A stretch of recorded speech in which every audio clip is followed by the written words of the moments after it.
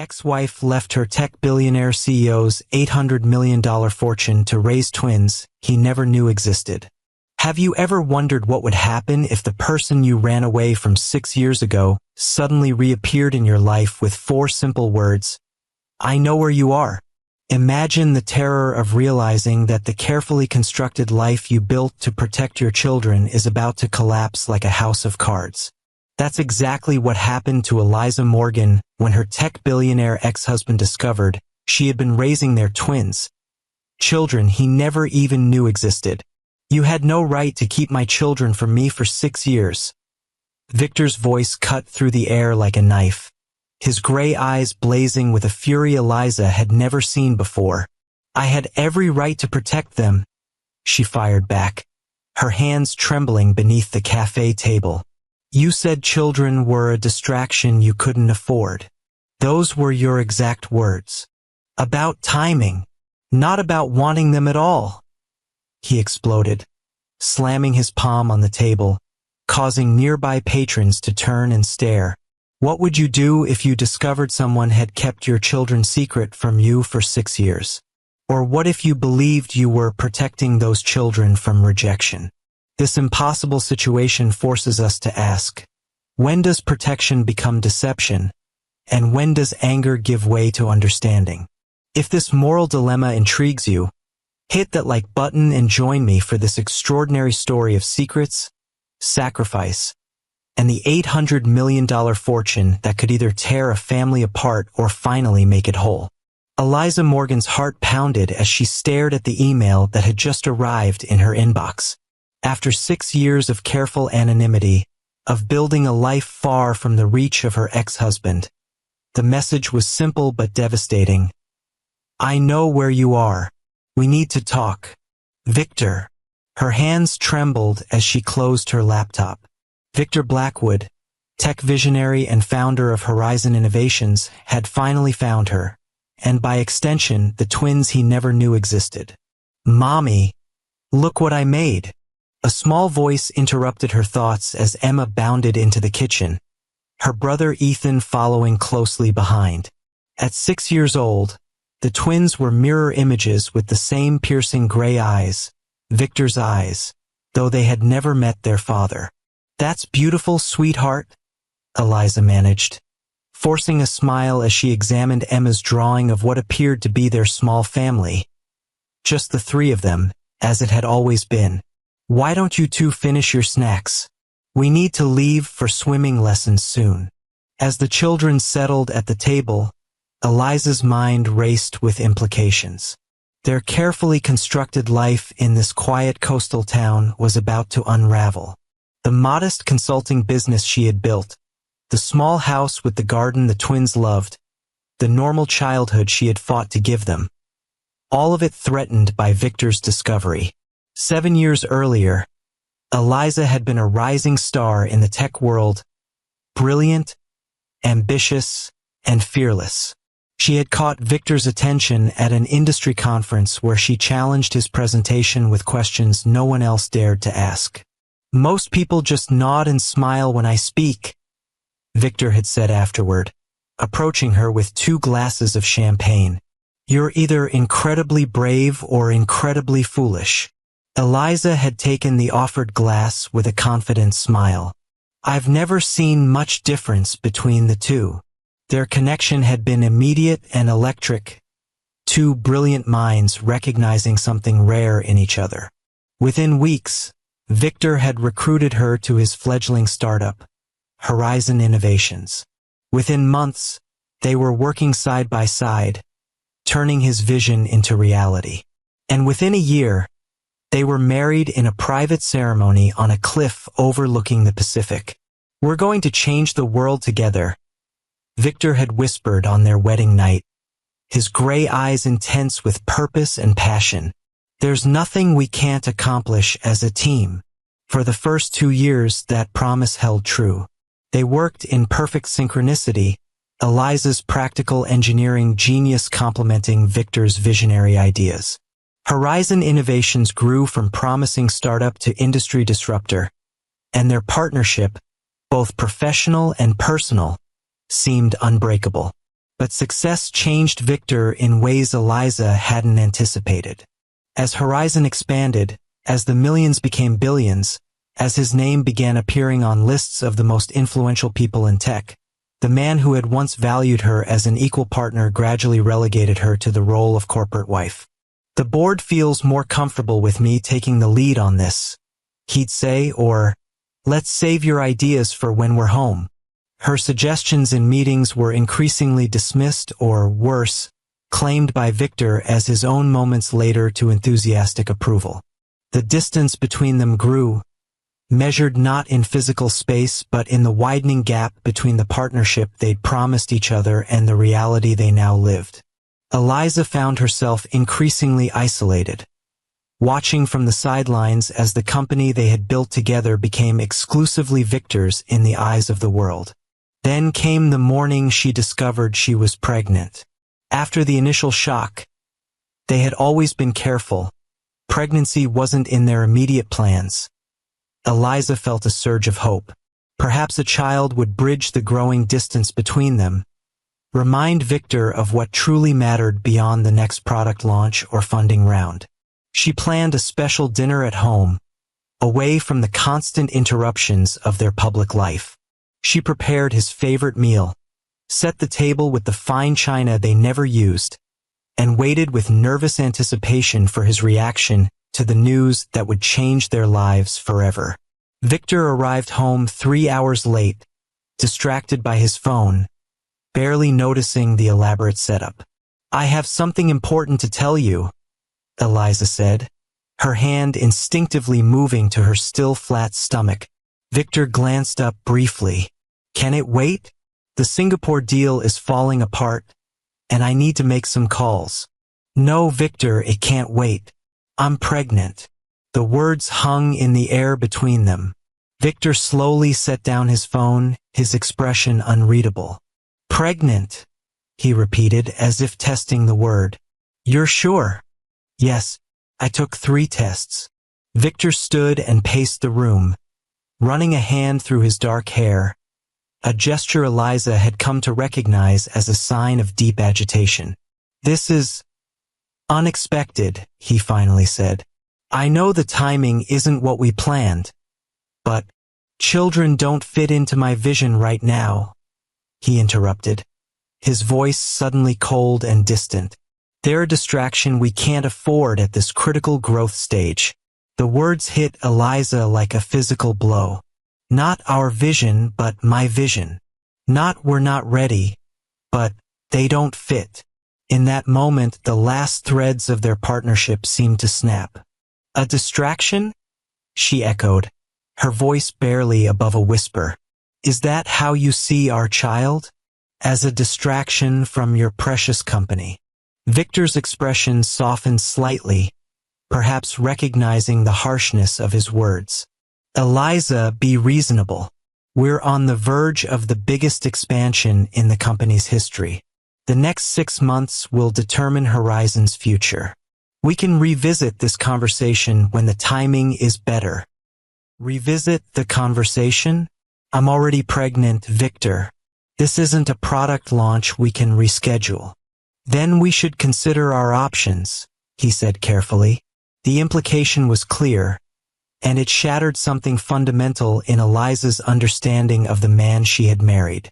This wasn't just about timing or career or the company. This was about Victor's inability to see anything, even his own child, as more important than his ambition. That night, as Victor slept beside her, Eliza made the most difficult decision of her life. By morning, she had vanished, taking nothing but personal belongings and the embryonic life growing inside her. She disappeared so completely that even Victor's considerable resources couldn't trace her, until now. The first months after leaving had been the hardest. Pregnant and alone, Eliza had moved across the country, using cash and borrowed identities to stay off the grid. She found a small apartment in a coastal town where no one knew the name Blackwood or Horizon Innovations. She took odd jobs that paid in cash until her pregnancy became too advanced. When the twins were born, a surprise even to Eliza, who hadn't known she was carrying two lives. She named them Emma and Ethan, deliberately avoiding any connection to Victor or his family. She created a new identity for herself, using her mother's maiden name. She told neighbors and new acquaintances that she was a widow, her husband having died in an accident before the twins were born. As the children grew, Eliza built a consulting business that allowed her to work from home, using her technical expertise without revealing her connection to Horizon. She was careful never to use her real credentials or to work on projects that might intersect with Victor's world. She created a life that was modest but secure, focused entirely on giving her children the stability and love she believed they would never have found in Victor's shadow. And now, with a single email, that carefully constructed life was in jeopardy. 3 days after receiving Victor's message, Eliza sat in a nondescript cafe, her eyes fixed on the door. She had arranged for her neighbor to watch the twins, telling them she had a work meeting. In reality, she was about to face the man she had fled 6 years ago, the father of her children who had no idea they existed. When Victor entered, the years seemed to fall away. Still imposingly tall with the same confident stride, his presence commanded attention even in casual clothes. His eyes, those gray eyes the twins had inherited, scanned the room and locked onto hers. Eliza! He slid into the seat across from her, his voice controlled but tight with emotion. You're a difficult woman to find. That was the point, she replied, fighting to keep her voice steady. How did you find me? Does it matter? Victor's gaze was penetrating. 6 years, Eliza. You disappeared without a word. No explanation, no divorce papers, nothing. Do you have any idea what that did to me? To the company? The company, Eliza repeated with a bitter smile. Always your first concern. You were my wife, Victor countered, a flash of genuine hurt crossing his features. We built Horizon together. Then one day you were just gone. I thought you were dead until your name appeared on a patent filing 3 years ago. Even then, my investigators couldn't trace you. If you've ever had to make an impossible choice to protect someone you love, hit that like button and join me for the continuation of this extraordinary story of secrets, sacrifice, and second chances. In our next part, we'll discover how Victor reacts to learning about his children and what happens when the $800 million inheritance comes into play. Eliza's mind raced. She had been careful with that patent, using a shell company and her maiden name. What changed? Why find me now? Victor's expression shifted, becoming more guarded. Horizon is about to go public. The valuation is projected at $16 billion. As my wife, ex-wife, Eliza interrupted. I filed for divorce. You were served papers. Papers I never signed, Victor replied evenly. Legally, you're still my wife, Eliza, which means you're entitled to half of everything I've built since you left. The revelation hit her like a physical blow. In her haste to escape, in her determination to protect her pregnancy from Victor's rejection, she had assumed the divorce had been finalized. She had never followed up, never wanted any connection to Victor or his money. I don't want your money, she said firmly. I never did. Then what did you want? Victor demanded, frustration breaking through his controlled facade. Why did you leave like that? We could have worked through whatever was wrong. Eliza took a deep breath. The moment she had both dreaded and anticipated for 6 years had arrived. I left because you made it clear that children weren't part of your vision. And I was pregnant. The color drained from Victor's face. For perhaps the first time in his life, the tech visionary was rendered speechless. Twins, Eliza continued into the silence. A boy and a girl. They're 6 now. Victor's hands gripped the edge of the table, his knuckles white. I have children, he said, the word somewhere between a question and a statement. For 6 years, I've had children I knew nothing about. You made your feelings about parenthood very clear, Eliza replied, her voice softening slightly at the genuine shock in his expression. I couldn't bear to see you reject them, or worse, try to mold them into extensions of your ambition rather than letting them become themselves. You had no right, Victor said, anger finally breaking through. No right to make that decision for me, to keep my own children from me. I had every right to protect them, Eliza countered. You said children were a distraction you couldn't afford. Those were your exact words, Victor. About timing, not about wanting them at all.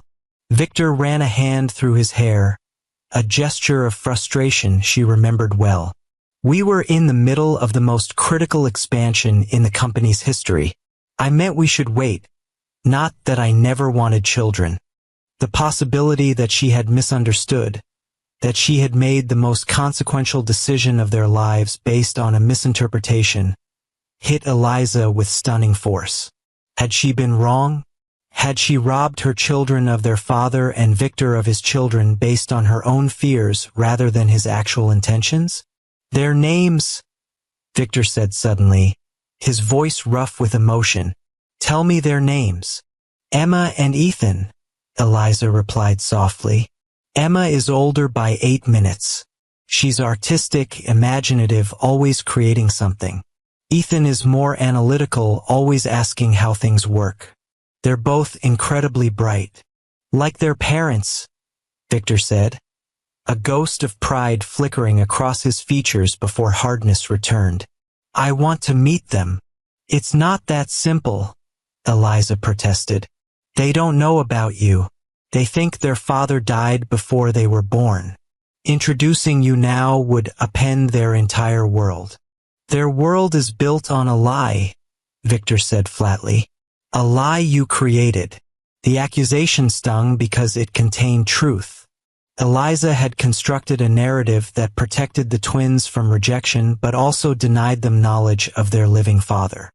I'll give you time to prepare them, Victor continued, his tone making clear this wasn't a request. 1 week. Then I'm meeting my children, Eliza. And after that, we're going to have a very serious conversation about the future. What does that mean? Eliza asked, sudden fear gripping her. It means I've missed 6 years of their lives. I don't intend to miss any more. Victor stood, towering over the table. And it means that $800 million of my fortune legally belongs to you as my wife. Money you claim not to want. Perhaps we can find an arrangement that serves everyone's interests. As he turned to leave, Eliza called after him. Victor, they're children, not corporate assets to be negotiated over. He paused, looking back with an expression she couldn't quite read. They're my children too, Eliza. Something you never gave me the chance to accept or reject. Don't presume to know what kind of father I would have been. With that, he was gone, leaving Eliza alone with the realization that the carefully constructed life she had built for her children was about to transform in ways she couldn't control. If you believe that sometimes the hardest decisions come from the purest intentions, make sure to hit that subscribe button to hear more stories that challenge our understanding of right and wrong. The week that followed was the most difficult of Eliza's life since those first months after leaving Victor. How do you tell 6-year-old children that everything they believed about their father was a lie? That the story of his death before their birth, a story that had allowed Eliza to avoid difficult questions and protect them from feeling rejected, was a fiction she had created? She began slowly, introducing the idea through bedtime stories about misunderstandings and second chances. She showed them old photos of Victor she had kept hidden away, telling them about the brilliant man who had helped create the technology they used every day. Is he like a superhero? Emma asked, studying a magazine cover featuring Victor with the headline text Next Titan. No, sweetheart, Eliza replied carefully. He's just a man. A very smart man who works very hard. Does he know about us? Ethan asked, his analytical mind already probing for inconsistencies in this new narrative. Eliza hesitated. He does now, and he wants very much to meet you. But you said Daddy died, Emma said, confusion clouding her features. How can he want to meet us if he died? That's where Mommy made a mistake, Eliza admitted, her throat tight with emotion. Your daddy didn't die. He and I had a disagreement, and I left before I could tell him about you. I thought it was the right thing to do at the time. So Daddy is alive? Emma's eyes widened. And we're going to meet him? Yes, Eliza confirmed, watching their reactions carefully. Next week. Would you like that? The twins exchanged a look, that silent communication they had shared since infancy, before nodding in unison. Will he like us? Ethan asked, the vulnerability in his question breaking Eliza's heart. He will love you, she assured them, praying it was true. How could anyone not love you? The day of the meeting arrived with a clarity that seemed almost cruel in its perfection. The Horizon Innovations headquarters dominated the Seattle skyline, a gleaming monument to Victor Blackwood's vision. As Eliza approached the towering glass structure with Emma and Ethan clutching her hands, she felt as though she were walking into the lion's den. Is this where Daddy works? Emma asked, her gray eyes wide as she took in the imposing building.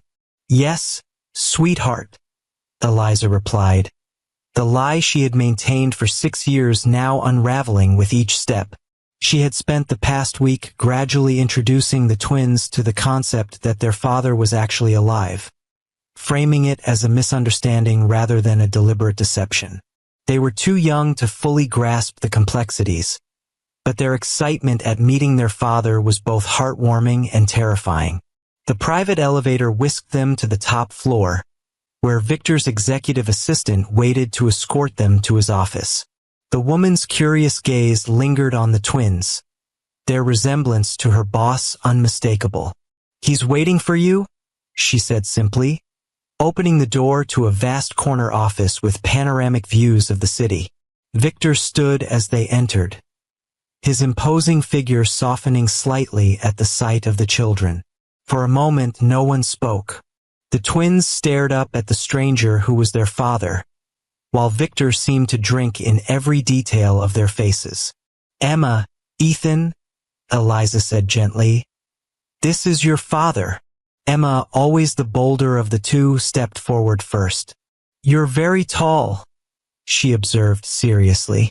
A smile broke across Victor's face, transforming his features. And you're very observant, he replied, kneeling to their level. I'm very happy to meet you both. Mommy said you couldn't be with us before because you were building important things, Ethan said, his analytical mind seeking to understand. Did you finish building them? Something flickered in Victor's eyes. Pain, regret, or perhaps anger at the explanation Eliza had crafted. But his voice remained gentle. Some things, but I'm realizing there are more important things I should have been building all along. He looked up at Eliza, a silent communication passing between them. This moment was about the children, not their complicated past. Would you like to see something special? Victor asked the twins. When they nodded eagerly, he led them to a table where 2 small packages waited. I made these for you. Inside each box was a sophisticated but child-friendly tablet, clearly custom designed. These are prototypes, Victor explained. No other children in the world have these yet. They can do all sorts of things regular tablets can't. As the twins excitedly explored their gifts, Victor moved to stand beside Eliza. They're extraordinary, he said quietly. You've done an amazing job with them. They are extraordinary, Eliza agreed. But they're not a replacement for what we lost, Victor. No, he acknowledged. Nothing could be. He hesitated, then added, my lawyers have drawn up papers. For the divorce, for custody arrangements, for the financial settlement. Eliza tensed. I told you, I don't want your money. $800 million, Eliza, Victor said flatly. That's what you're entitled to under Washington state law. Half of what I've built since we married. Money that could secure our children's future in ways neither of us could have imagined when we were starting out. Money that comes with strings, Eliza countered. I know you, Victor. You never give anything without expecting something in return. Victor's expression hardened slightly. What I expect is to be part of my children's lives.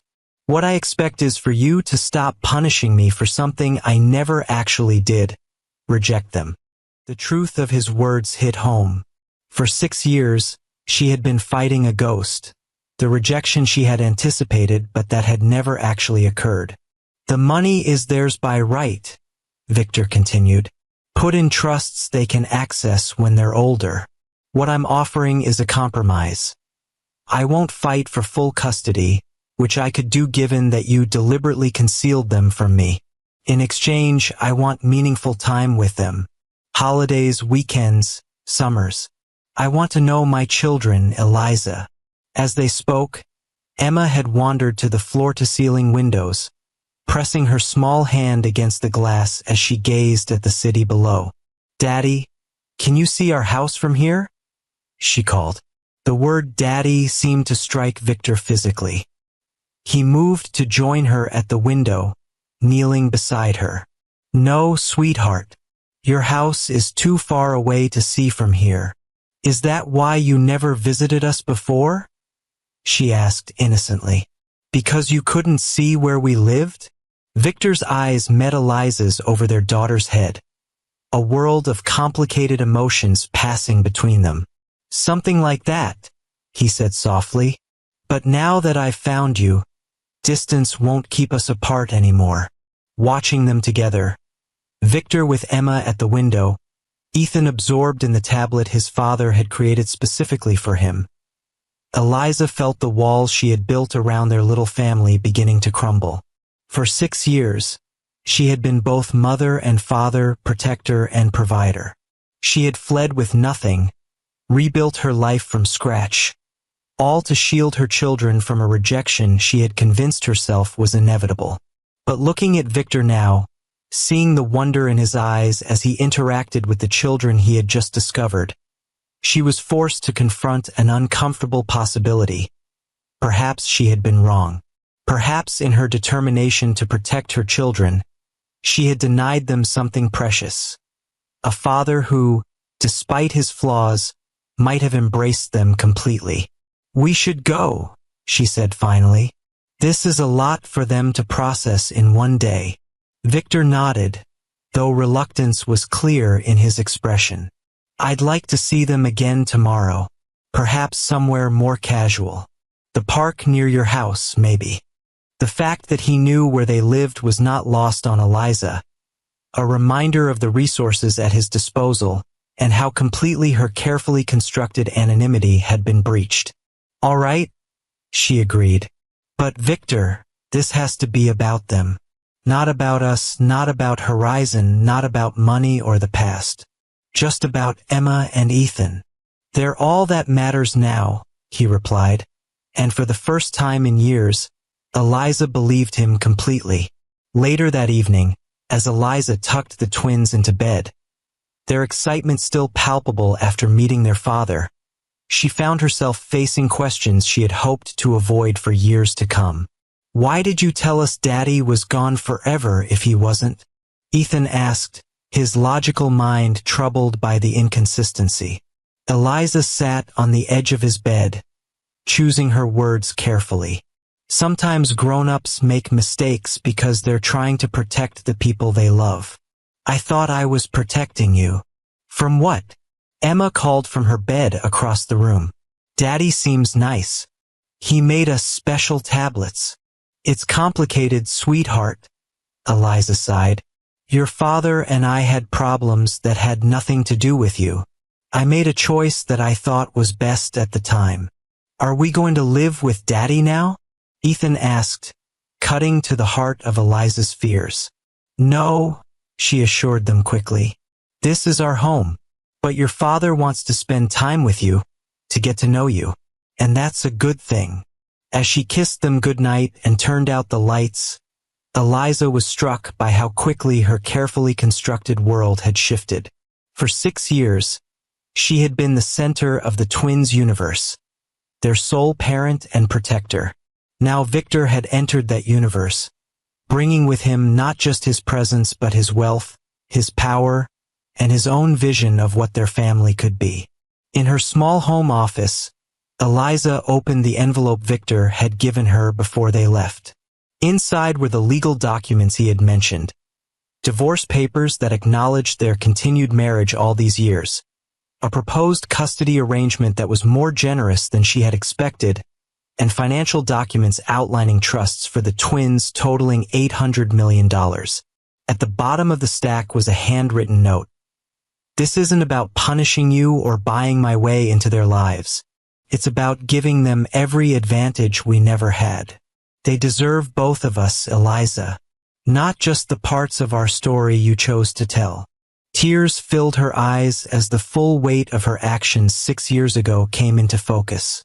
She had fled to protect her unborn children from rejection, convinced that Victor would see them as obstacles to his ambition.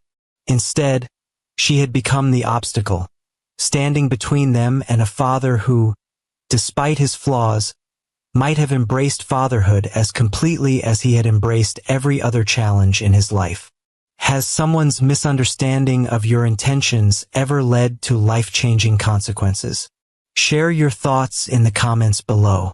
The next day dawned bright and clear, perfect weather for their planned outing to the park.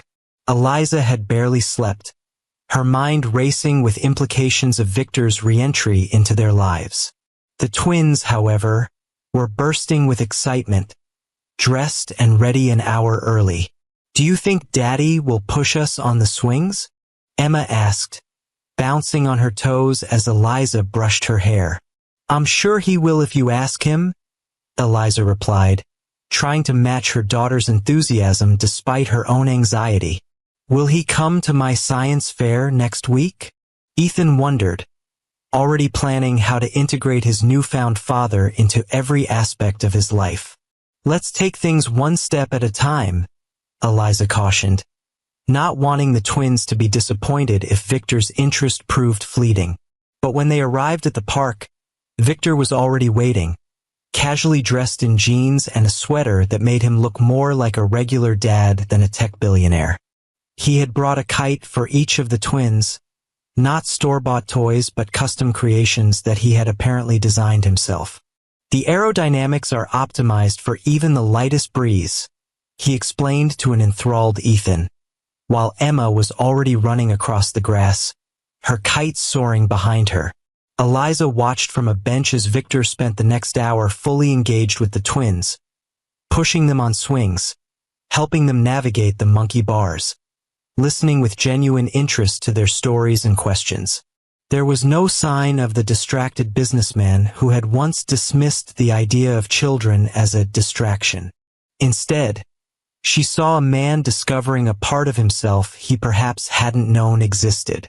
He's different with them, a voice observed, and Eliza turned to find Victor's executive assistant, Claire, sitting beside her. What are you doing here? Eliza asked, startled by the woman's unexpected appearance. Security detail, Claire nodded toward a discreet figure at the edge of the playground. Standard procedure for Mr. Blackwood in public places. But that's not what I meant. What did you mean? Claire's gaze was thoughtful as she watched her boss helping Emma retrieve her kite from a tree branch. I've worked for Victor for 8 years. I've never seen him like this, fully present, genuinely happy. After you left, he became harder, more driven if that was even possible, more isolated. The company thrived, but the man, she shook her head.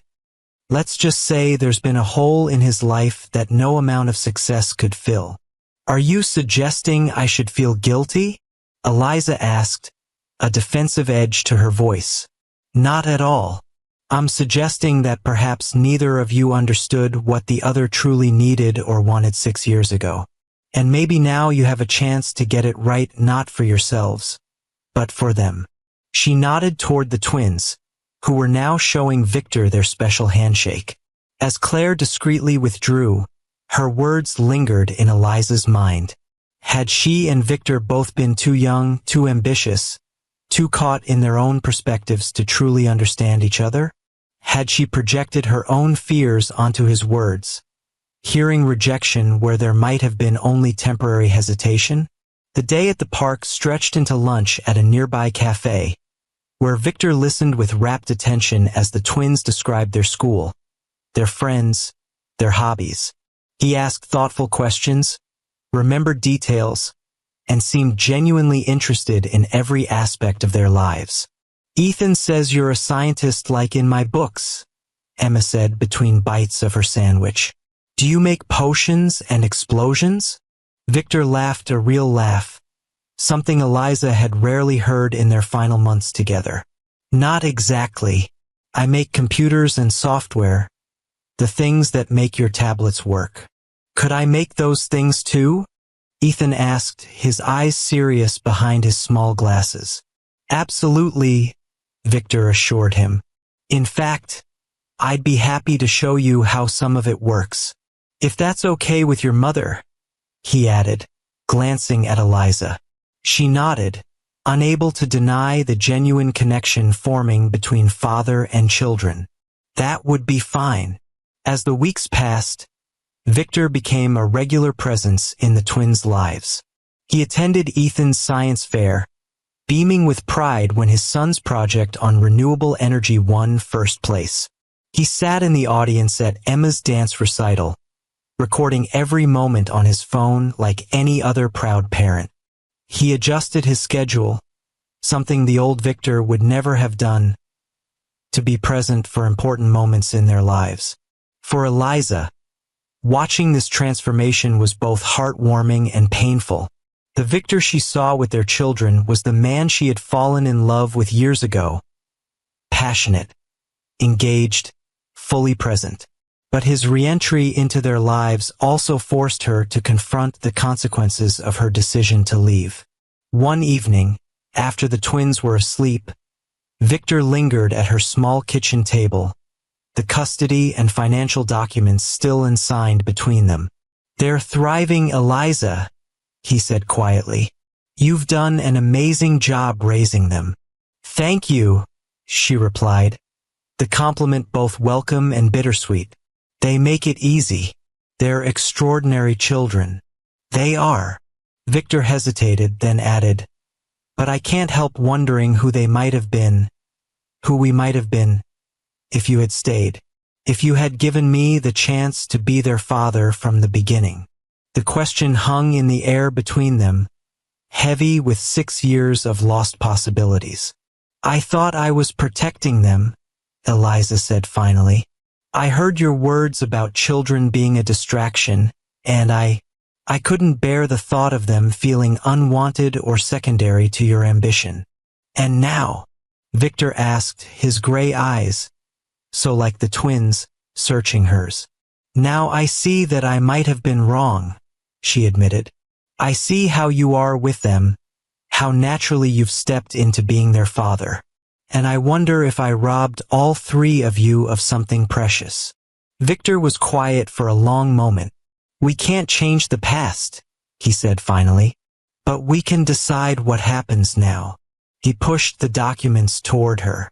"I've revised the proposal. The financial trusts for the twins remain the same, $800 million that legally belongs to you but that I agree should secure their future.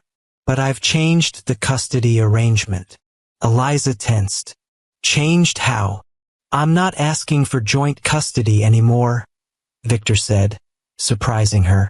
"I'm asking for the chance to earn it. I want regular time with them, yes, but I understand that you are their primary parent. You've been their whole world for 6 years. I won't disrupt that stability. What are you proposing instead? A gradual integration, regular visits, weekends, perhaps some holidays." As they become more comfortable with me, as you become more comfortable with me in their lives, we can reassess. What matters most is what's best for Emma and Ethan. The reasonableness of his approach, so different from the controlling, all-or-nothing Victor she had known, caught Eliza off guard. And the divorce? That's entirely up to you, he said simply. Legally, we're still married. Practically, we've been apart for 6 years. I'm not pushing for reconciliation, Eliza. I just want to be a father to my children. As she studied his face, older now, with lines of experience that hadn't been there 6 years ago, Eliza realized that they had both changed. The ambitious young engineer who had fled in fear and the driven entrepreneur who had put his company before all else had grown into different people. People who might, perhaps, find a way to co-parent effectively, if not rebuild what they had lost. I'll sign the custody agreement, she said finally, and the trusts for the children. But I need time to think about the divorce. Victor nodded, accepting her terms without argument. Another change from the man she had known. Take all the time you need. In the months that followed, a new family dynamic gradually emerged. Victor purchased a house not far from Eliza's. Not an imposing mansion, but a comfortable home with rooms decorated to the twin specifications for their weekend stays. He adjusted his work schedule to be present for school events and activities. He consulted Eliza on parenting decisions, respecting her experience and insight. And somewhere along the way, as they navigated this new co-parenting relationship, Eliza and Victor began to rediscover each other, not as the young couple they had been, but as the mature adults they had become. Conversations about the twins' education evolved into discussions about their own dreams and regrets. Coordinating schedules led to occasional shared meals after the children were in bed. The walls of resentment and misunderstanding began to crumble, replaced by a tentative friendship built on their shared love for Emma and Ethan. One evening, nearly a year after Victor had re-entered their lives, he and Eliza sat on the porch of her small house, watching the twins play in the twilight garden. I never signed those divorce papers, Eliza said quietly. Victor glanced at her, surprise evident in his expression. I know. At first, I wasn't sure why I was hesitating, she continued, but I think I understand now. Ending our marriage felt like closing the door on the possibility that we might have gotten it right if circumstances had been different. And now? Victor asked, his voice carefully neutral. Eliza turned to face him fully. Now I wonder if we might get it right under these new circumstances. Not as the people we were, but as the people we've become. Victor was silent for a long moment, his gaze returning to the twins. I've learned something important this past year, he said finally. The most valuable things in life aren't the ones you can buy or build or achieve. They're the connections you form, the love you give and receive. He reached for her hand, his touch tentative. I don't know if we can rebuild what we had, Eliza. Too much has happened. Too much time has passed. But I do know that I want to try to build something new. Something that includes not just our children, but perhaps, in time, us as well. As the twins' laughter filled the evening air, Eliza's fingers intertwined with Victor's.